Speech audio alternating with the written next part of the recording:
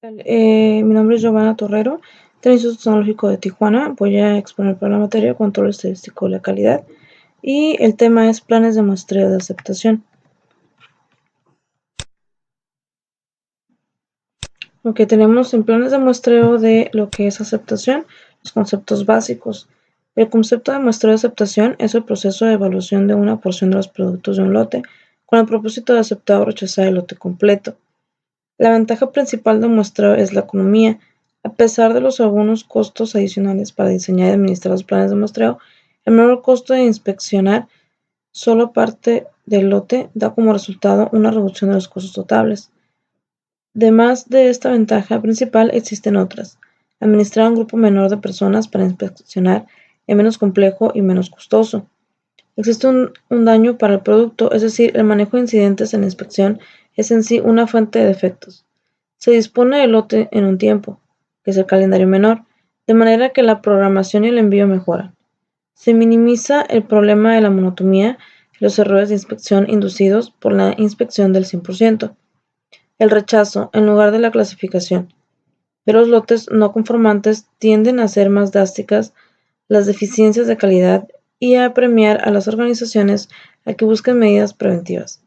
El diseño apropiado del plan de muestreo por lo general requiere un estudio del nivel real de la calidad que requiere el usuario. El conocimiento que se adquiere es un insumo útil a lo que es el plan global de la calidad. El rechazo, en un lugar de clasificación de los lotes no conformantes, tienden a ser más drásticas las deficiencias de calidad y a premiar a las organizaciones a que busquen medidas preventivas. El diseño apropiado del plan de muestreo por lo general requiere un estudio del nivel real de la calidad que requiere el usuario. El conocimiento que se adquiere es un insumo útil al plan global de calidad. Las desventajas son riesgo de muestreo, mayores costos administrativos y menos información sobre el producto que la que proporciona la inspección al 100%. El muestreo de aceptación se usa cuando 1. El costo de la inspección es alto en relación con el costo del daño que resulta al aprobar productos defectuosos. 2. La inspección del 100% es monótona y causa errores de inspección. 3. Cuando la inspección es destructiva. El muestreo de aceptación es más efectivo cuando está procedido por un programa de prevención que logra un nivel aceptable de la calidad de conformancia. Existe la necesidad de enfatizar lo que no hace el muestreo de aceptación. No proporciona estimaciones depuradas de la calidad del lote. Determina con riesgos específicos una decisión de aceptación o rechazo del lote. Además, el muestreo de aceptación no proporciona juicios sobre si el producto rechazado es o no adecuado para el uso. Sí proporciona una decisión sobre el lote respecto a las especificaciones de calidad definida. Se cuentan con varias alternativas para evaluar los lotes. 1. Ninguna inspección. Esto es adecuado en casos en que los laboratorios calificados han hecho inspecciones anteriores sobre el mismo lote, por ejemplo, en otros departamentos de la compañía o en la compañía del proveedor. Las inspecciones previas realizadas por trabajadores de producción calificados tienen el mismo efecto. 2. Muestras pequeñas. Estas pueden ser adecuadas en caso en que el proceso es inherentemente uniforme y cuando se puede preservar el orden de la producción. Por ejemplo, en algunas operaciones de impresión, las placas se hacen de manera que tengan un alto grado de estabilidad. Como resultado, las impresiones sucesivas hechas con esas placas exhiben un alto grado de uniformidad para ciertas características dimensionales. Para tales características, si la misma primera y la última piezas están correctas, todo el resto estarán también correcto, aún para tamaños de lotes del orden de miles de piezas. En su forma generalizada, el ejemplo de la prensa tiene un alto grado de habilidad combinada con el muestreo estratificado, muestreo basado en el conocimiento del orden de producción. Las muestras pequeñas también pueden usarse cuando el producto es homogéneo, debido a su fluidez, que son gases y líquidos, o operaciones anteriores del mezclado. Esta homogeneidad no tiene que ser una suposición. Se puede verificar por medio de muestreo. Incluso los materiales sólidos pueden ser homogéneos debido a alguna fluidez anterior. Una vez establecido el hecho de la homogeneidad, el muestreo que se necesita es mínimo. Muestras grandes. En ausencia de un conocimiento previo, la información sobre la calidad del lote debe derivarse únicamente a partir del muestreo, lo que significa un muestreo aleatorio y por lo mismo muestras relativamente grandes. Los tamaños de muestras reales dependen de dos variables principales. A. El porcentaje tolerable de defectos y B, los riesgos que se pueden aceptar. Una vez que se han asignado valores a estas variables, se pueden determinar los tamaños de muestra en forma científica según leyes de probabilidad. No obstante, la elección de los niveles de defectos y riesgos se basa en esencia en el juicio empírico. Es evidente que el muestreo aleatorio se necesita en casos en que los que no hay acceso sencillo al conocimiento anterior, por ejemplo, las compras en ciertos proveedores, pero aún así existen muchos casos en los que se usa el muestreo aleatorio a pesar de la disponibilidad de información como la habilidad del proceso, orden de manufactura, fluidez, etc. Un obstáculo mayor es la falta de publicaciones que indiquen cómo diseñar planes de muestreo para que se use esta información. A falta de este tipo de publicaciones, quienes planean la calidad se enfrentan al problema de crear sus propios diseños. Eso significa más trabajo sin mencionar la falta de protección derivada del empleo de material reconocido y autorizado para su publicación. 5. Inspección al 100%. Esto se usa cuando los resultados del muestreo indican que el nivel actual de defectos es demasiado alto para que el producto se mande a los usuarios. En casos críticos, pueden ser necesarias acciones adicionales para manejar la factibilidad del inspector. Por ejemplo, la inspección automatizada o una inspección redundante al 200%. Construcción de la curva característica de operación. Una curva CO se puede desarrollar determinando la probabilidad de aceptación de varios valores de calidad al recibir P. La probabilidad de aceptación es la probabilidad de que el número de unidades defectuosas es una muestra sea igual o menor que el número de aceptación para el plan de muestreo. Se tienen tres distribuciones que se pueden usar para encontrar la probabilidad de aceptación, que es hipergeométrica, binomial y Poisson. Cuando se cumplen sus suposiciones, es preferible la distribución de Poisson debido a la factibilidad de los cálculos.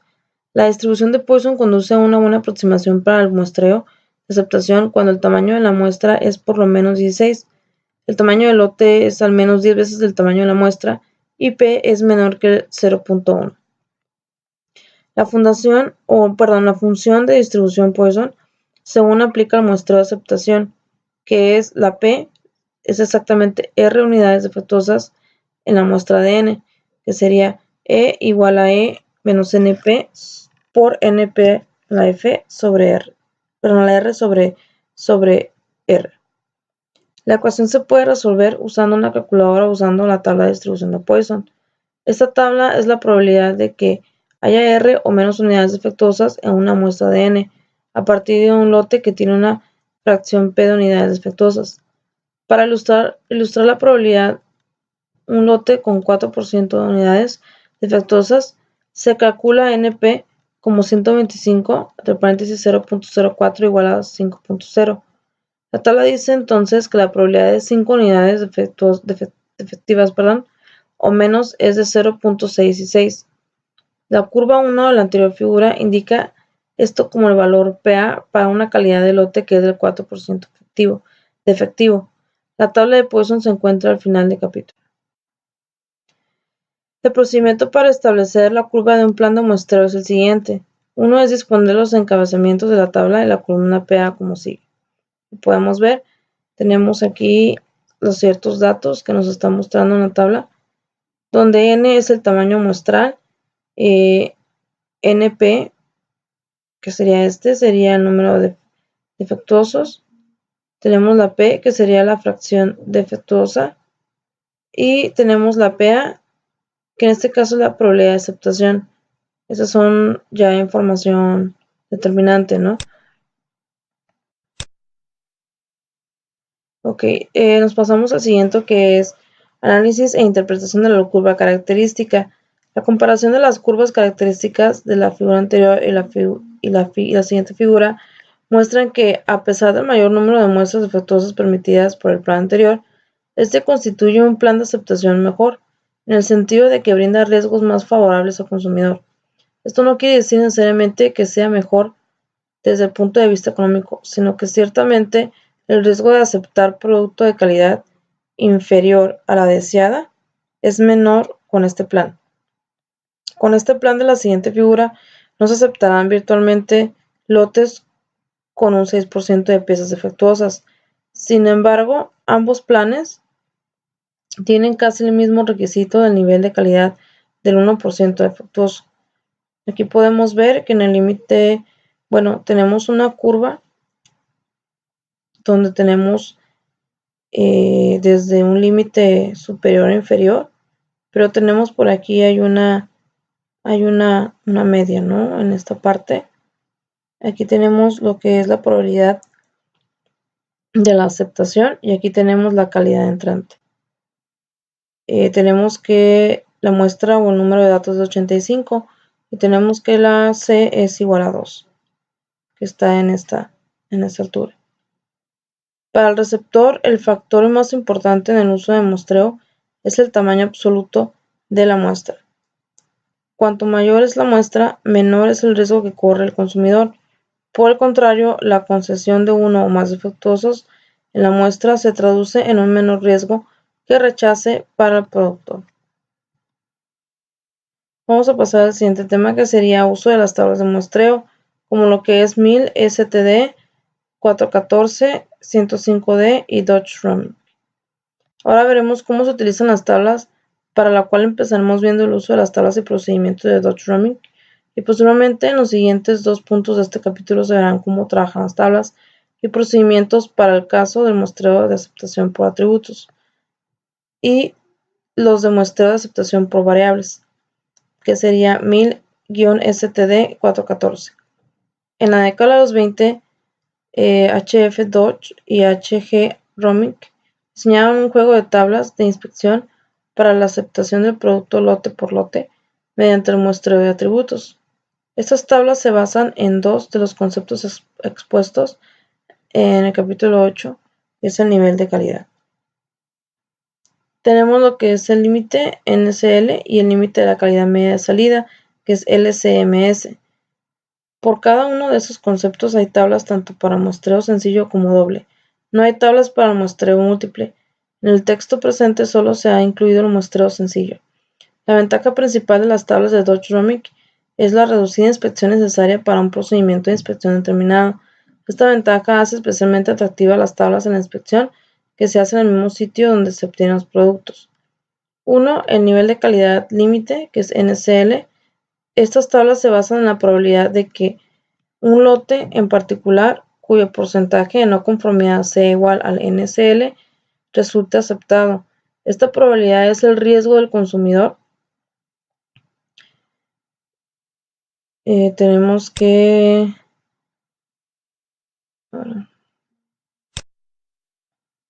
ahorita lo verifico. Este símbolo lo tengo pendiente y es igual a 0.10. Los planes NSL garantizan que los lotes individuales de esta mala calidad rara vez resulten aceptados.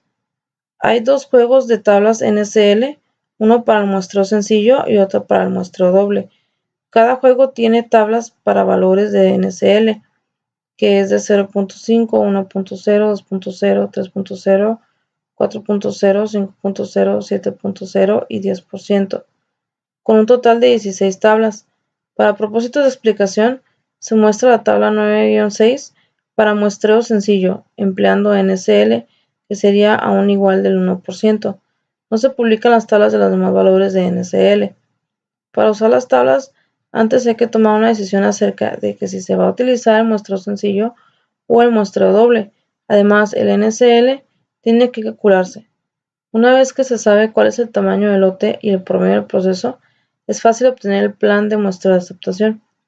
Por ejemplo, si el tamaño del lote, que sea N, es de 1500 y el promedio del proceso es del 0.25%, el plan de muestreo es sencillo, necesario para el NSL, que sería igual a 1%, se encuentra en la tabla N-6.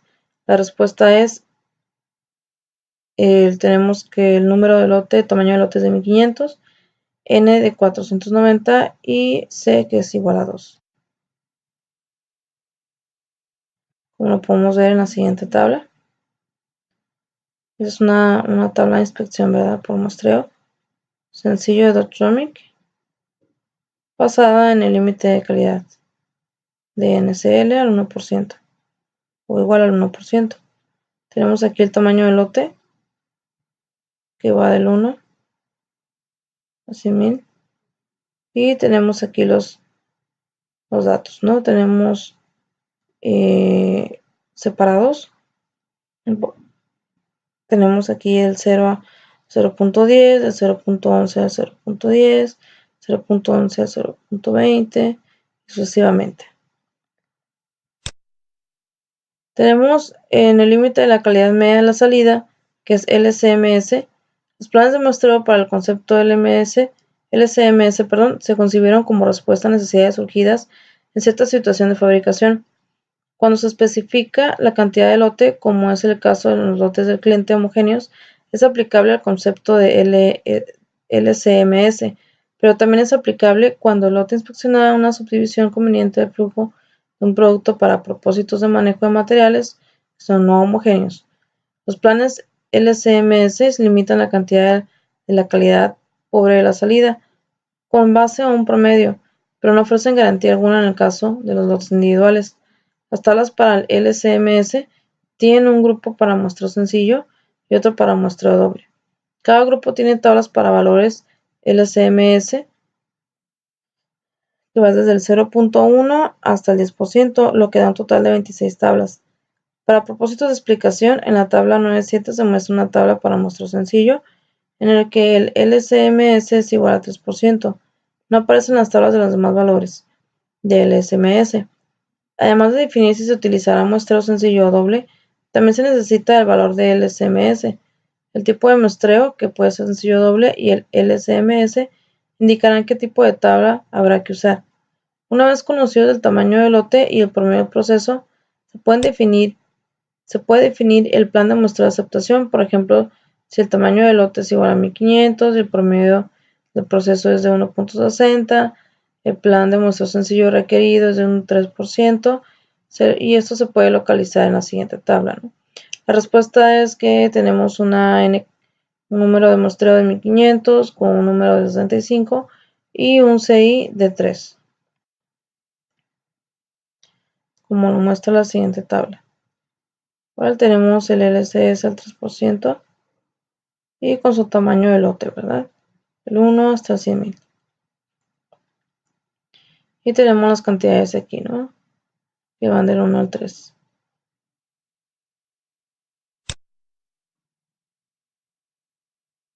Bien, tenemos lo que es el plan de aceptación por atributos. En el plan de muestreo de aceptación por atributos se toma una muestra aleatoria de un lote y cada unidad se clasifica como aceptable o defectuosa. El número de defectos se compara entonces con el número permisible establecido en el plan y se toma una decisión de aceptar o rechazar el lote. Una de las normas utilizadas para este procedimiento es la norma militar 105, lo cual se explica a continuación. En estas tablas se incluyen 3 clases de muestreo, que es el sencillo, doble y múltiple. Para el empleo de estas tablas es necesario conocer el tamaño del lote que se presente a inspección y la protección por NSA que se desea para el material considerado. Las tablas en cuestión indican el tamaño de la muestra requerida y el número de efectivos que se puedan permitir en ese tamaño de muestra. Si la muestra no contiene un número mayor de efectivos que los que se pueden permitir, el lote puede ser rechazado o bien inspeccionado al 100%. Sin embargo, si se trata de mantener un determinado valor del NSA, no se requiere una inspección al 100% de los lotes que se hayan rechazado. También estas tablas indican cuando debe de usarse la inspección reducida, normal o severa. El criterio para la decisión se relaciona a la magnitud promedio estimado del proceso. Se debe instruir al personal de la fábrica que vaya a emplear estas tablas sobre la forma de seleccionar sus muestras. Uno sería selección al azar. El sentido común indica que para que una muestra sea fiel representativa de la calidad desconocida de un lote, se necesita que las unidades que formen esa muestra se elijan sobre la totalidad del lote. En consecuencia, las piezas de la muestra deben ser seleccionadas de tal forma que cada unidad del lote tenga la misma oportunidad de ser elegida. 2. En un lote homogéneo. Siempre que sea posible, el lote del cual se debe de seleccionar la muestra consistirá de artículos hechos bajo las mismas condiciones de manufactura y que provengan del mismo origen de la fabricación. La inspección puede efectuarse en el destino que entrega el producto o en el lugar de producción o suministro. Puede usarse para fines de aceptación en las diversas etapas de la fabricación o a la terminación del producto. Determinación de la cantidad de inspección. Vamos a hacer un poquito más grande.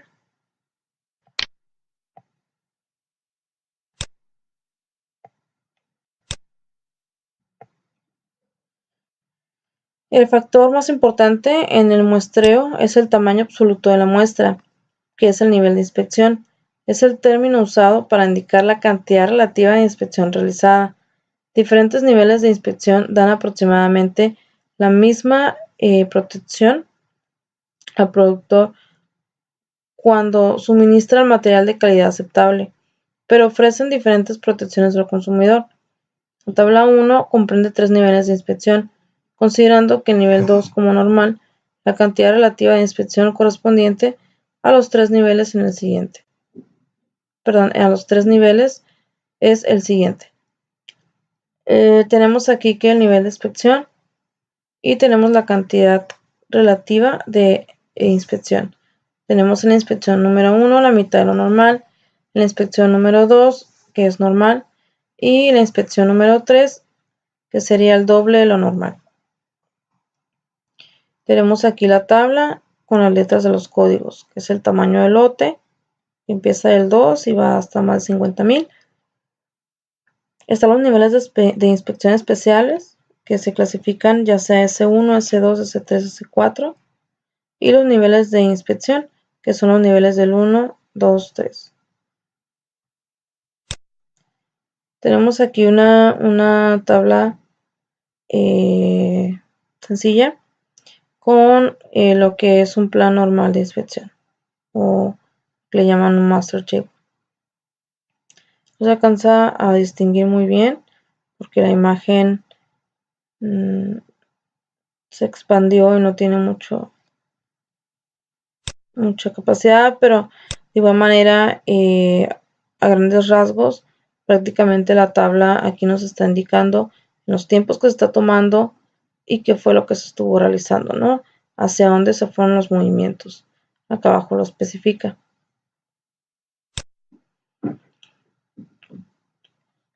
Tenemos el plan de muestreo de aceptación por variables.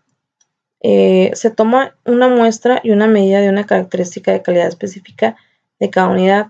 Estas medidas se resumen en un estadístico simple, por ejemplo el promedio de la muestra, y el valor observado se compara con un valor permisible definido en el plan. Se toma después una decisión de aceptar o rechazar el lote.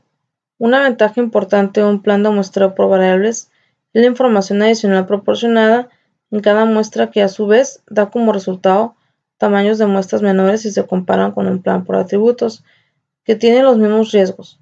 No obstante, si un producto tiene varias características de calidad importantes, cada una debe de evaluarse contra un criterio de aceptación de variables distinto.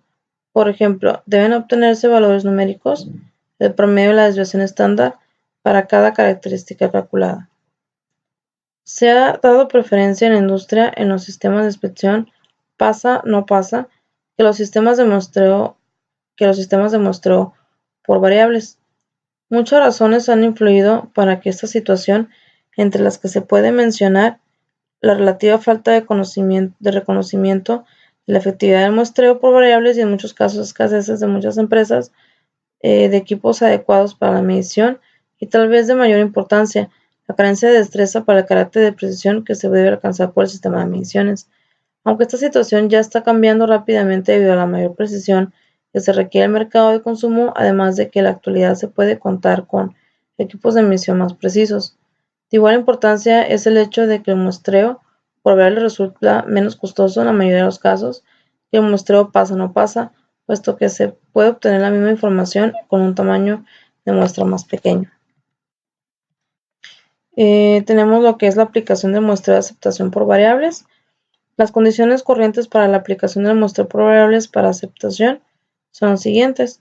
1. La característica de inspección que se considera debe ser una variable o capaz de ser puesta en una escala variable.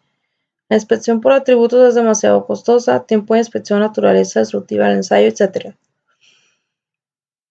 La inspección por atributos no da suficiente información, ya que desea conocer también la cuantía de la variación. La variable que se considera debe ser aproximadamente normal en su distribución. Las características que distinguen un plan de muestreo por variables comparándolo con un plan por atributos son las siguientes. 1. Se obtiene una protección equivalente con un tamaño de muestra más pequeño. 2. Puede aplicarse solamente a la aceptación o rechazo de una característica de inspección. 3. Por lo general implica mayores costos administrativos. Se requiere un personal más hábil, se necesitan más cálculos, se cometen más errores de cálculo y se requiere equipo de inspección más caro. 4. Por lo general ofrece una base más apropiada para mejorar la calidad y da mucho más información en situaciones de rechazo.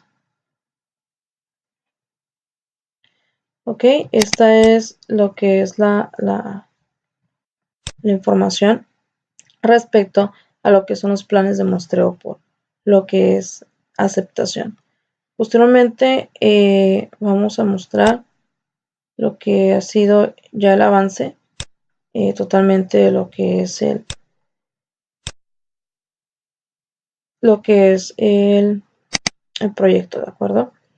Tenemos aquí en lo que es en el proyecto que son prácticamente pues herramientas estadísticas aplicadas para lo que es el campo laboral. Anteriormente pues había mencionado que el área de trabajo es un call center y es un área de soporte técnico. Se pretende más que nada enfatizar en la parte con la optimización de los estándares o realizar una verificación en cuáles son los tiempos que más se están utilizando, ¿de acuerdo?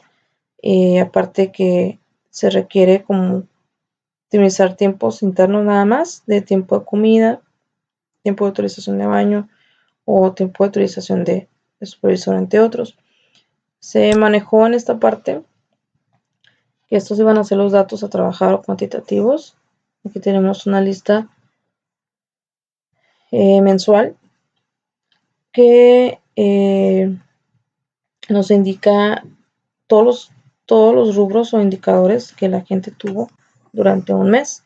Supongamos que esta fila es el agente número 1, el agente número 2, el agente número 3, y sucesivamente, ¿no? Es una tabla donde nos muestra cierta información.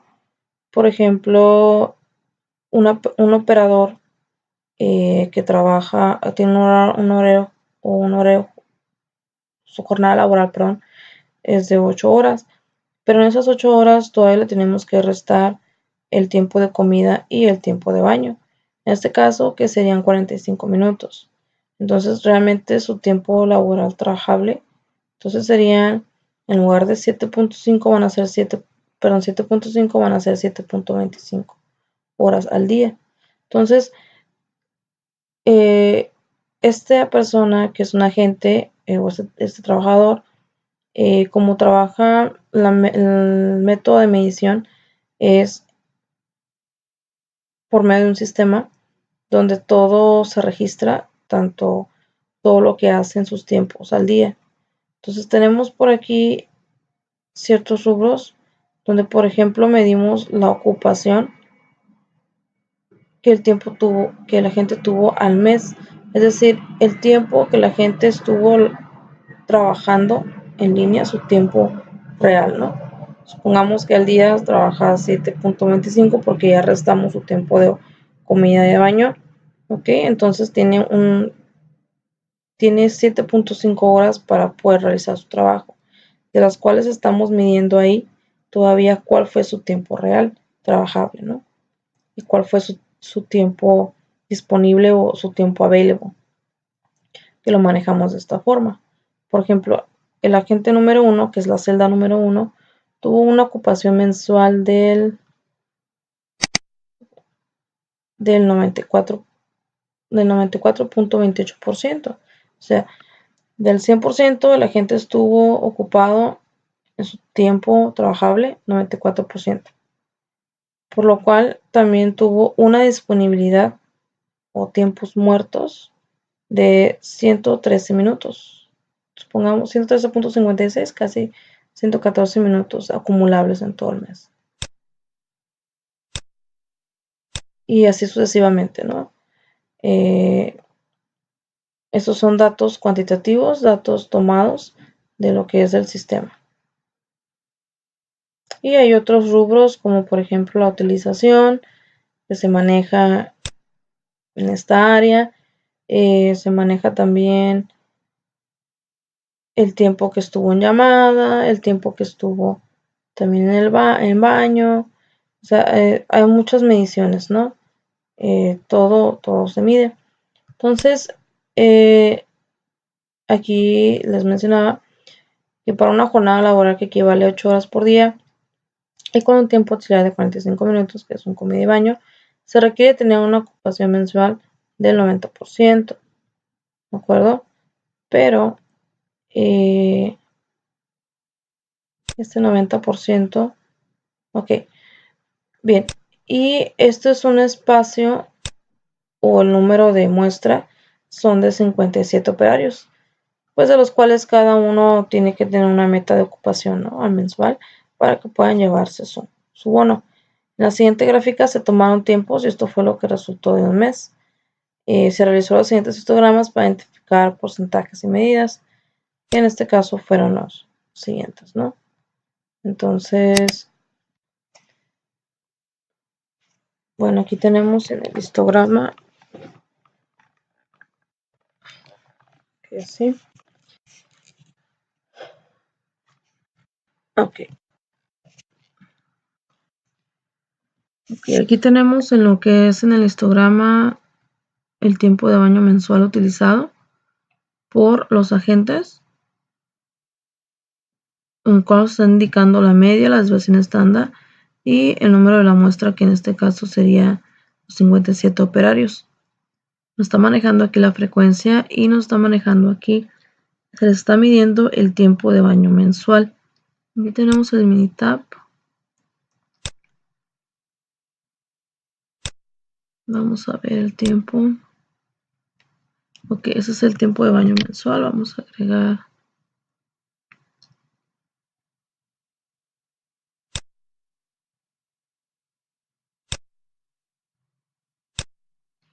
Ok, tenemos aquí en la gráfica de la campana donde nos está indicando casi que por ambos lados, tanto por izquierdo y derecho, casi estamos igual, pero en realidad sí tenemos más del lado izquierdo mayor ponderación, ¿no? En número. Tenemos que una media del 0.03 y lo que es una desviación estándar del 0.02. Perdón, tenemos aquí en la columna más alta que oscila entre el tamaño, entre el tiempo del 54 hasta lo que es una hora, ¿no? Tenemos que hay 11 agentes tuvieron este porcentaje mayor, ¿no? Entre 54 minutos a 1 hora 18 tuvimos la ponderación más alta de agentes. Entonces, realmente lo que se oscila es que el resto de los agentes estén, o más bien, como el tiempo, prácticamente el tiempo debe de ser un porcentaje, un 90%. Entonces tenemos que entre mayor ocupación tenga la gente, es mucho mejor, porque eso quiere decir que estuvo más ocupado en su trabajo, en su tiempo mensual. Por lo tanto, eliminamos los tiempos muertos, digamos que utilizó sus auxiliares de manera correcta. Entonces, lo que se pretende es que esos agentes que están de este lado en la parte derecha, lo que se pretende es que esos agentes en la parte derecha pues estén dentro de este rubro, ¿no? Dentro de este tiempo también. Entonces, esa sería una de las partes que se estuvo mencionando, al igual que el tiempo disponible, ¿no? Mensual por el agente. En este caso, permítame buscarlo.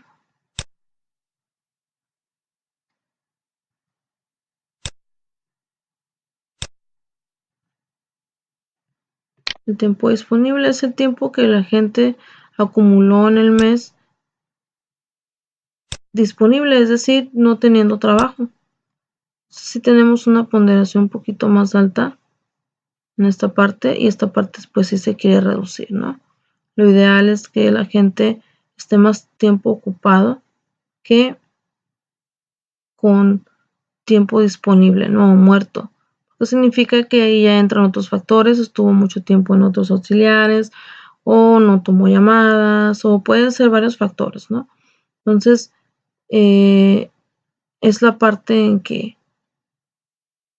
que sí nos, nos está como, se está viendo un poquito, ¿no? Esa parte que hay mayor disponibilidad, ¿no? Gente que tiene más tiempo disponible. Entonces se quiere lograr que la gente esté ahora sí que de este lado izquierdo, ¿no? Más personas del lado izquierdo y tengan la menor cantidad de tiempo disponible, porque eso quiere decir que van a tener mayor ocupación. Y lo que queremos es que la gente tenga una ocupación mayor al 90% mensual, porque eso nos indica que la gente realmente está trabajando, en pocas palabras, ¿verdad? Volviendo a lo que es a la presentación, ok, tenemos aquí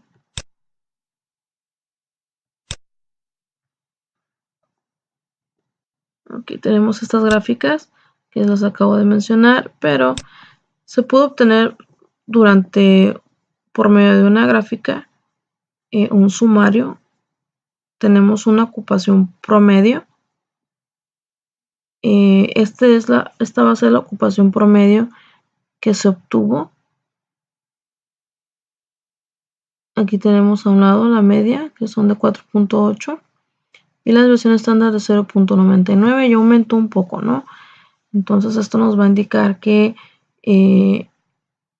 nos tenemos que enfocar en esa área, ¿no? Donde los agentes sí nos está indicando que en este rubro los agentes están mayor tiempo disponibles, o esos son los números de agentes que están mayor tiempo disponibles, pero sí que nos tendremos que enfocar, nos está indicando la tabla que esta es la parte donde nos tenemos que preocupar, ¿no? O ya estamos viendo esta parte que el agente está muy poco tiempo disponible. Supongamos en un mes un agente tuvo 16 minutos de ocupación. Entonces quiere decir que realmente no trabajó. Y eso puede influir otros factores. Pudo haber estado incapacitado, pudo haber tenido faltas, pudo haber tenido retardos, cosas que le pudieran estarle afectando a la parte con esa parte, ¿no? De la ocupación. Pero aquí nos está mostrando en la campana que tenemos que trabajar con este personal de aquí hacia acá, que aumente su mayor capacidad de ocupación.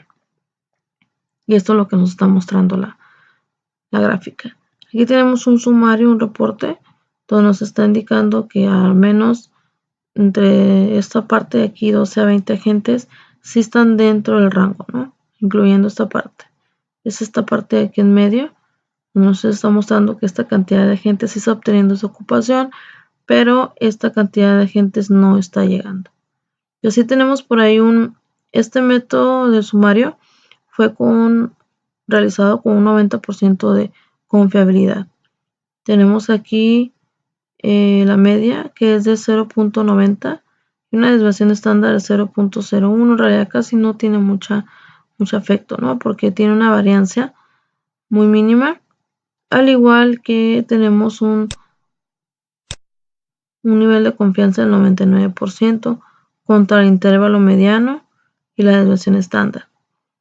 Y con esta gráfica pues nos dimos cuenta donde sí tenemos que enfatizar con este tipo de método para poder darnos cuenta dónde está la parte donde se tiene que optimizar, ¿de acuerdo?